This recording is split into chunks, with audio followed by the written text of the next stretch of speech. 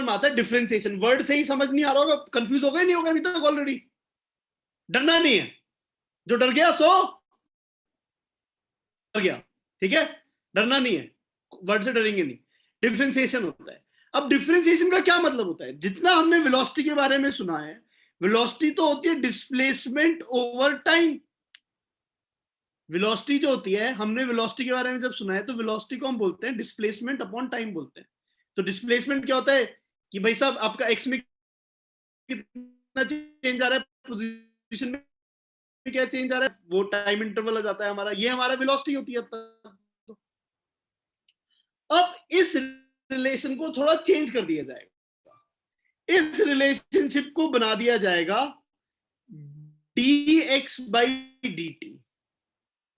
ना अब ये क्यों बनाया जा रहा है इस पे नहीं जाते हैं, मान लेते हैं कि ऐसा ही बोल दिया जाएगा कि भैया ये dx by dt लिख देंगे इसे, और जिसको इसका मतलब क्या है, इसका मतलब क्या है, इट इज डिफरेंशिएशन। इसको बोलेंगे कैसे?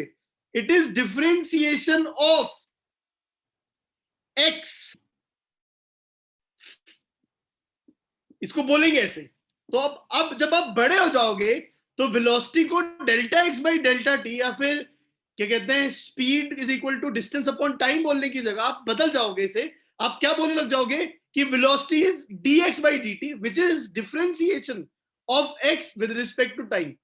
बहुत बार डिफरेंशिएशन की जगह कुछ लोग इस वर्ड की जगह derivative of x with respect to time word use कर लेते हैं, दैट इज फाइन, मतलब वो whatever that happens it is okay, मतलब हमें कुछ उसमें इतना पैनिक नहीं है कि यार ये लिखो वही लिखो, तो that is fine. Are we clear about it guys? ठीक है, ये जो डिफरेंशिएशन है ये मैथमेटिक्स फिजिक्स का पार्ट नहीं है, क्लास लेंगे आगे चल, मैथ की क्लास में फिर से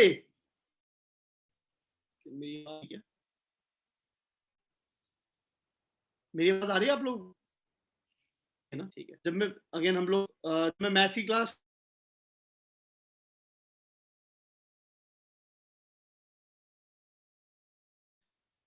ओके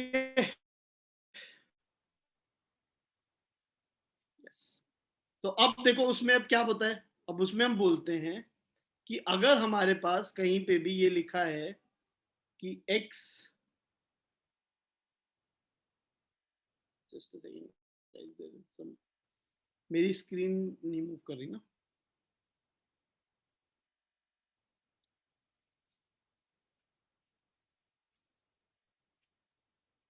तो अब हम लिखेंगे कि अब हमारे को जब भी एक्सेलरेशन देखना है तो फिर हम एक्सेलरेशन कितना बोलेंगे, ठीक है, जब भी हमें एक्सेलरेशन की बात करनी है, पे आ रहा है ना, हाँ ठीक, तो सॉरी एक्सेलरेशन कह रहा हूँ, sorry differentiation, coming back to it, sorry. तो डिफरेंशिएशन की जब हम बात कर रहे होंगे तो हमारे पास डिफरेंशिएशन, अब मैथ्स में डिफरेंशिएशन में क्या सीखते हैं, अगर आपका कोई फंक्शन है x है t raise to power n है अगर, तो dx बाई dt जो है उसका फॉर्मूला होता है कि आप n का जो कोफिशिएंट है की जो पावर है उसके मल्टीप्लाई कर दीजिए और जो n की पावर है उसे 1 से कम कर दीजिए। नाउ ऐसा क्यों होता है इसमें हम नहीं जाते, ये हम बाद में प्रूव करेंगे अच्छे से। For now let us just accept it कि dx बाई dt, अगर x की value t raise to power n है तो dx बाई dt जो है वो n into t raise to power n minus 1 हो गया। That is what we can say. And now if we can say something like this, so तो अब देखो, अब दोबारा से वापस आते हैं, तो हम कह रहे हैं वेलोसिटी dx by dt है, तो अब इन्होंने बोला कि हमें को पोजीशन दे दी as a function of time, मतलब ये as a function of time मतलब समझ आ रहा है, at any time t position दे दी, मतलब आप टाइम को 1 सेकंड डालो, 2 सेकंड डालो, 3 सेकंड डालो तो आप पोजीशन निकाल सकते हो अपनी, ऐसा हमें को दे दिया गया है, ठीक है। तो अब हमारे को फिर हम क्या निकाल सकते हैं इसमें, हम लोग ये निकाल सकते हैं कि you need to find velocity as a function of time. हमें क्या निकालना है, velocity as a function of time निकालना है। अब वेलोसिटी ऑफ फंक्शन टाइम कैसे निकलेगा गाइस, ये अपने बोला कि वेलोसिटी जो है वो dx by dt, अभी मैंने समझाया नीचे जो मैंने कहा कि देखो जब हम बड़े हो जाएंगे तो हम वेलोसिटी को delta x by delta t की जगह dx by dt बोलना स्टार्ट कर देंगे, और जब हम dx by dt बोलेंगे तो हमें इस वाले फंक्शन को डिफरेंशिएट करना है, ठीक है, तो गिरीश बताता हूं मैं आपका doubt, just give me a second. So basically जब इसे डिफरेंशिएट करेंगे तो कैसे करेंगे? अब फॉर्मूला क्या है? टी क्यूब का डिफरेंशिएशन क्या होगा? जब टी क्यूब को डिफरेंशिएट करेंगे तो फॉर्मूला क्या है? जो पावर है उसे आगे मल्टीप्लाई करना है और फिर पावर को 1 से कम कर देना है, ऐसे कुछ हो जाएगा। तो विच विल बी 3t²। तो ये हो गया, 2 तो ऑलरेडी मल्टीप्लाइड है, 3t² आ गया, तो 6t² हो गया। माइनस 15t² है, उसका डिफरेंशिएशन कैसे लिखेंगे हम लोग भाई साहब? t² का डिफरेंशिएशन कैसे आएगा? t² का डिफरेंशिएशन आएगा कि d by d t of d t² जब हम करेंगे तो 2 times t raise to power 2 minus 1। ठीक है, तो ये कितना हो जाएगा? 2t। बहुत बढ़िया बात है जी, ये भी समझ आ गया हम लोगों को। तो उसमें क्या था? 15t² का डिफरेंशिएशन था ना, 15 तो 15 ही है, t² का डेरिवेटिव हो जाएगा 2t which will make it 30t, ऐसा कुछ आ जाएगा। प्लस 36t का डिफरेंशिएशन क्या हो जाएगा? D by d t of t raise to power 1, ये 1 into t raise to power 1 minus 1 which is 1 ही आ जाएगा ना। T raise to power 1 minus 1 तो टी रेज टू पावर 0 हो गया। टी रेज टू पावर 0 तो 1 ही होता है बच्चों। समझ आ रही है? कुछ फीलिंग आ रही है इसमें? समझ तो नहीं आ रहा होगा, understand that at your level अभी समझ नहीं आएगा, बट फीलिंग आ रही है कुछ कि डिफरेंशिएशन होगा जिससे हमें वेलोसिटी पता चल जाएगी। ठीक है, बहुत अच्छी बात है। तो 1 आ गया यहाँ पे, तो 6t² माइनस 30t प्लस 1 आपका velocity as a function of time हो गया। Girish, you had some doubt, तो अगर अभी भी डाउट है तो हैंड रेज कर लो बेटा। हाँ जी बच्चे, बताओ क्या डाउट है? सर जो आपने नीचे डिफरेंशिएशन का डेरिवेशन किया था सर, वो क्लियर नहीं हुआ था मैंने कोई डेरिवेशन नहीं सर। किया। सर ये सॉल्व, हाँ ये जो आपने x, अगर x t raise to power n है, t raise to power some power है, तो dx बाई dt जो है वो n into t raise to power n minus 1 होता है। ये फॉर्मूला है, समझ रहे हैं बेटा? ये फॉर्मूला है कि t raise to power n को डिफरेंशिएट करने पे you get n into t raise to power n minus 1। इसका, इसमें कोई वो नहीं है, इसमें ये रोल नहीं है कहीं पे भी कि we have to understand why this formula is there. मैंने वो तो आपको बता ही दिया कि वो फॉर्मूला जो है वो हमें पहले से ही, मतलब हमें अज्यूम करने की हमें पता है अभी के लिए। I will prove that when I do mathematics, then I will prove it, but for now it is assume it. Priyansh, you have a doubt बेटा? Yes sir. सर बोलिए। ऊपर जो सर आपने डिफरेंशिएशन करा है सर, वहाँ पे वो सर -30t प्लस 36 नहीं होना चाहिए? हाँ हाँ हाँ, सॉरी सॉरी, वो 1 लिख के मैंने 1 कर दिया, मुझे आपके बोलते बोलते समझ आ गया कि हाँ गड़बड़ है। Yes, you are right. ठीक है, आर वी ओके गाइस? ठीक है, हैंड लोड कर लो प्रियांश। अब देखो, सिमिलर सी बात अब आ जाती है, जैसे हम बोलते हैं कि velocity is delta x by delta T, similarly हम एक्सेलरेशन को भी बोलते हैं कि वो delta v by delta T होता है। अब तक तो ये बोलता है एक्सेलरेशन क्या होता था? चेंज इन वेलोसिटी पर चेंज इन टाइम इंटरवल, यही तो बोलते थे एक्सेलरेशन जब हमने बचपन में पढ़ा था। तो याद आ रहा है कुछ? अब उसको हम क्या बोलने लग जाएंगे? अब हम बोलने लग जाएंगे कि इसको हम बोलने लग जाएंगे कि instead of delta v by delta T क्या बोल देंगे? मन में क्या थॉट आ रहा है? Delta x by delta t को क्या बोला था? D x by d t. तो delta v by delta t को क्या बोलने लग जाएंगे? D v by d t, which is, अगर हम बात करेंगे तो this is differentiation, this is differentiation of v with respect to time। ये क्या हो गया? Differentiation of v with respect to time हो गया। तो अब अगर वो पूछना चाहते हैं हमसे क्वेश्चन में कि यार भैया देखो, आपने x as a function of time दे रखा था, x at any time t क्या है, वहां से हमने velocity at any time t निकाल लिया क्या है, तो अगर मुझे acceleration as a function of time निकालना है तो मुझे क्या करना है? dv बाई dt करना है बस, नहीं बच्चों?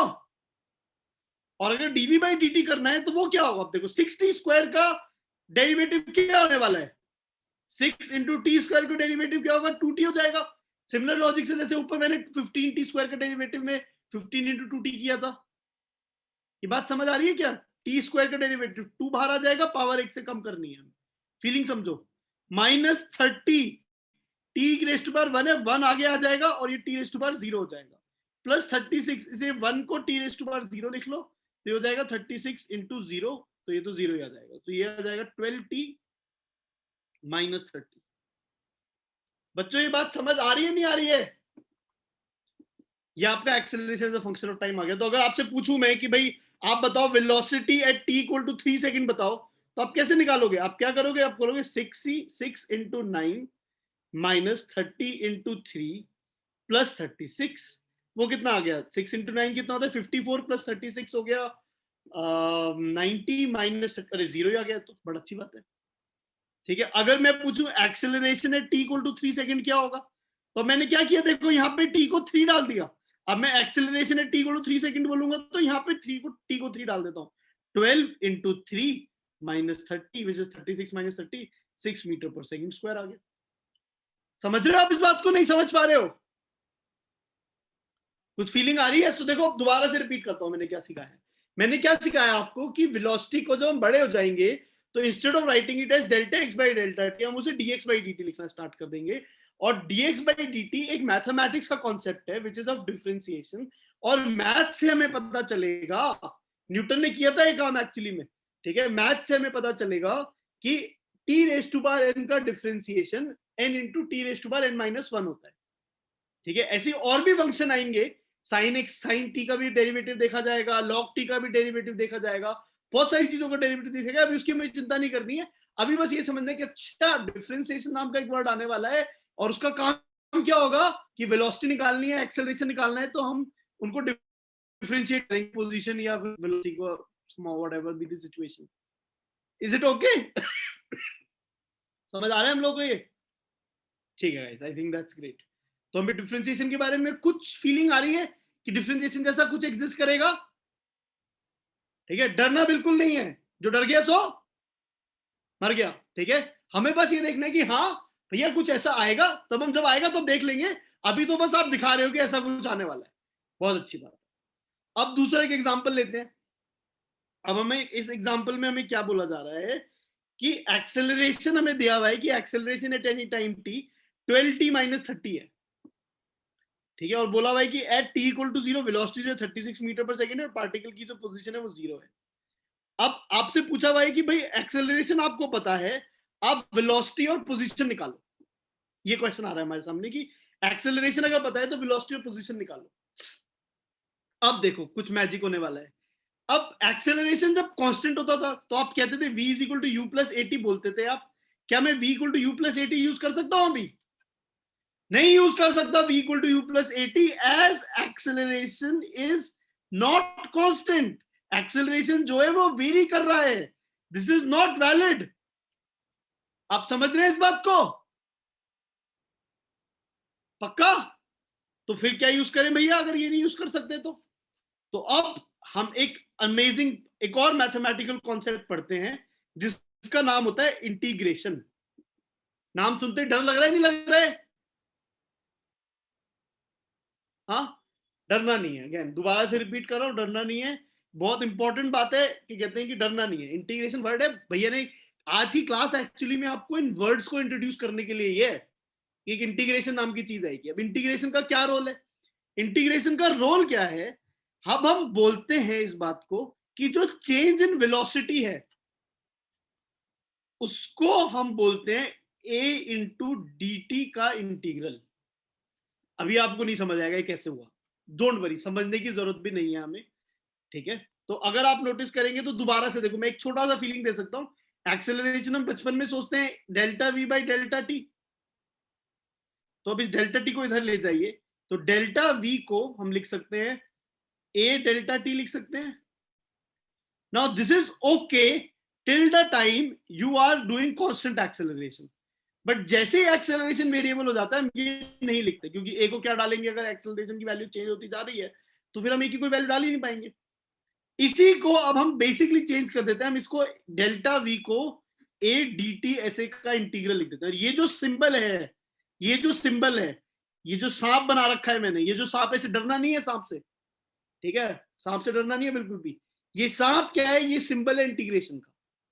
जैसे d बाई डी टी हमारा डिफरेंशिएशन का सिंबल था, ये सांप dt हमारा इंटीग्रेशन का सिंबल है। अब इसका मतलब क्या होता है इंटीग्रेशन का? इसका मतलब कुछ नहीं, it is just anti differentiation. मैं ऐसे सोच लेता हूं, इंटीग्रेशन वर्ड समझ नहीं आ रहा, कोई बात नहीं, एंटी डिफरेंशिएशन कर लो। ये डिफरेंशिएशन का उल्टा प्रोसेस है। अगर आप किसी चीज को डिफरेंशिएट करो और उसके बाद उसे इंटीग्रेट कर दो तो फिर अगर आप किसी चीज को डिफरेंशिएट करो तो वापस आपको सेम मिल जाएगा, किसी चीज को इंटीग्रेट करो वापस डिफरेंशिएट कर दो वापस सेम मिल जाएगा। समझ रहे हो? मतलब जैसे मल्टीप्लीकेशन डिवीजन एक दूसरे के एंटी है ना, कि 2 से डिवाइड करो फिर 2 से मल्टीप्लाई कर दो तो सेम ही बात आ जाएगी। एडिशन सब्ट्रैक्शन एंटी है एक दूसरे के, कि 10 से सब्ट्रैक्ट करो और 10 ऐड कर दो तो सेम बात हो जाएगी, नहीं? ठीक है, तो वैसे कुछ फीलिंग है यहाँ पे हमारे पास कि जो इंटीग्रेशन है एंटी डिफरेंशिएशन है। और फॉर्मूला फिर से, अब फॉर्मूला अगर t raise to power n होगा तो अगर क्या कहते हैं जो मतलब कुछ भी अगर एक्सेलरेशन देख रहे हो या कुछ भी देख रहे हो आप, अगर वो t raise to power n है या फिर t raise to power n का जो इंटीग्रल है उसको कैसे लिखा जाएगा? उसको लिख दिया जाएगा t raise to power n के इंटीग्रल को लिखा जाएगा t raise to power n plus 1 upon n plus 1। एक कुछ कांस्टेंट का टर्म भी आता है, इसकी चिंता मत करो अभी के लिए, बट ये बात समझो कि t raise to power n का integral t raise to power n plus 1 upon n plus 1। तो t raise to power n का डिफरेंशिएशन क्या था? n into t raise to power n minus 1। और t raise to power n का integration क्या है? t raise to power n plus 1 upon n plus 1। एक interesting सी बात ऑब्जर्व करना, अगर आप इस t raise to power n plus 1 को डिफरेंशिएट कर दो तो क्या आएगा? t raise to power n को डिफरेंशिएट कर दो तो क्या आएगा गाइस? क्या आएगा? n plus 1 into t raise to power n plus 1 minus 1 upon n plus 1।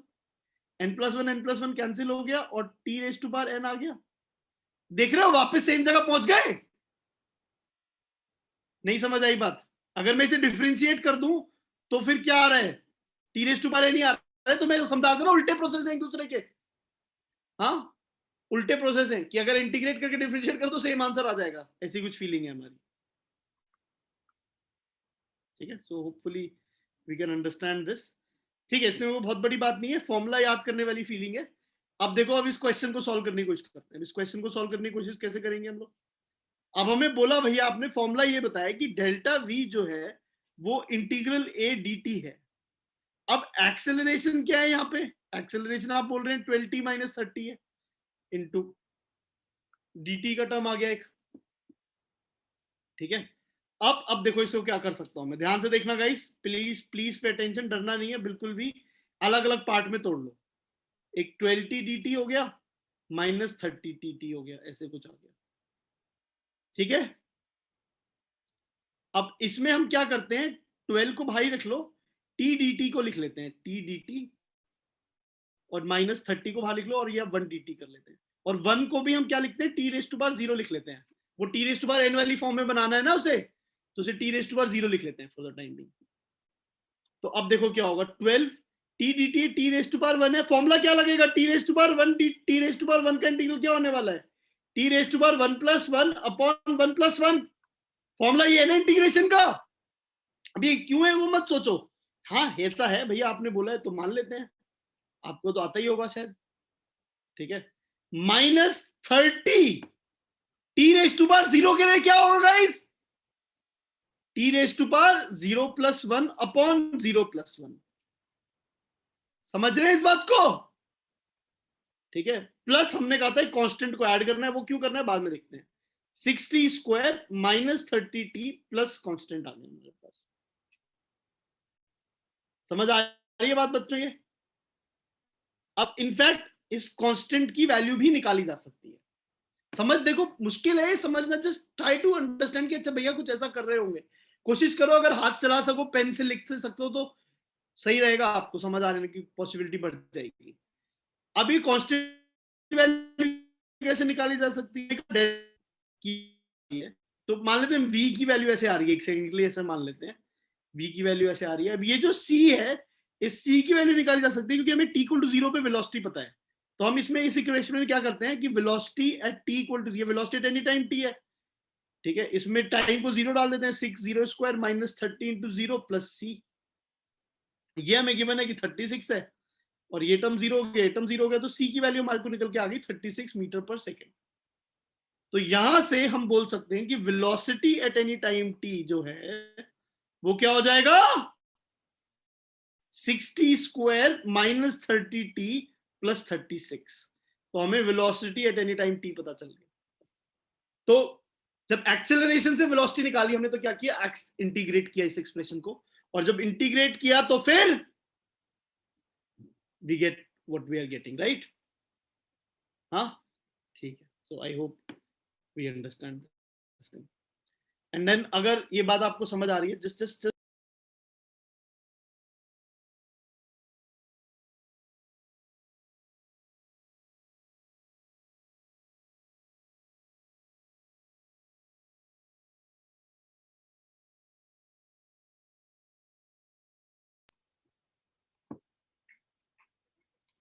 Yes sorry. So guys velocity as a function of time हमें पता चल गया। अब हमारे को निकालना है position as a function of time. अब पोजीशन कैसे निकलेगी जी? अब वो सिमिलर सा रिजल्ट है जैसे हमने बोला delta we is A D t का इंटीग्रल। सिमिलरली एक और फैक्ट होता है डेल्टा वी एट एक्स, जैसे वी मान लेते हैं डी टी का इंटीग्रल, ऐसी कोई प्रॉब्लम नहीं है।